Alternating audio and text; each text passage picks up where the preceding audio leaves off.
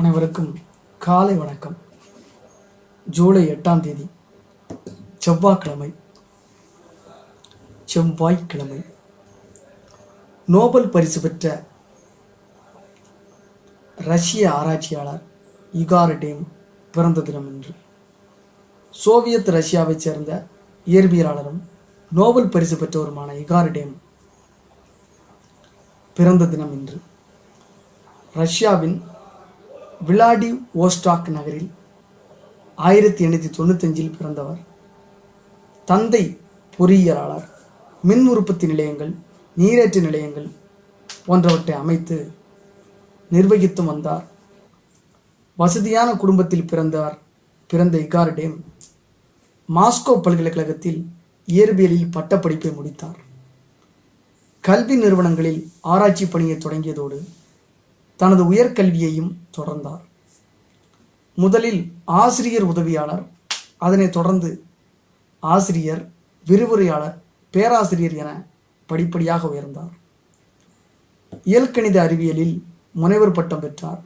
Moscow லபடவ் இயற்பியல் கழகத்தில் கோட்பாட்டு இயற்பியல் தியரிட்டிக்கல் பிசிக்ஸ் துறை தலைவராக 1934 முதல் 71 வரை பணியாற்றினார். திடப்பொருட்களின் மேற்பரப்பில் காணப்படும் வினோத வடிவிலான எலக்ட்ரான் பிணைப்பு, திடப்பொருட்களில் சிதறுண்ட ஒளியின் குவாண்டம் கோட்பாடு ஆகியவை குறித்து இவரது ஆரம்பகால ஆராய்ச்சிகள் இருந்தன. திரவ பொருட்களின் வழியாக காமா கதிர்கள் கடந்து செல்லும் போது ஒளி உமிழப்படுகிறது என்பதை 1934 கண்டறிந்தார்.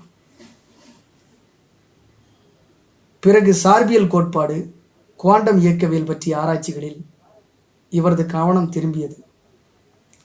அணுத்துகள்களின் வினைகளை விளைவிக்கும் விளக்கும் முறையை வகுத்தார்.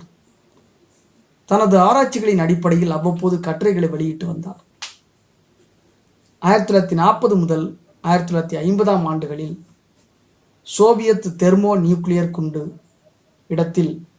குண்டு திட்டத்தில் இணைந்து பணியாற்றினார். ஹைட்ரஜன் குண்டு தயாரிப்பதற்கான கோட்பாட்டு பிரிவின் தலைவராக பணிபுரிந்தார். முதல் ஹைட்ரஜன் குண்டுவெடிப்பு சோதனை வெற்றிக்கு பிறகு தன் பதவியை ராஜினாமா செய்தார். கதிர்வீச்சு தொடர்பாக டேம் டான்காஃப் அப்ராக்சிமேஷன் என்ற எளிய கணக்கீட்டு முறையை கண்டறிந்து அறிமுகப்படுத்தினார். மின்காப்பு பொருள் வழியாக மின் சுமையுடன் கூடிய பொருள் கடந்து செல்லும் போது மின்காந்த கதிர்வீச்சு வெளிப்படுகிறது என்பதை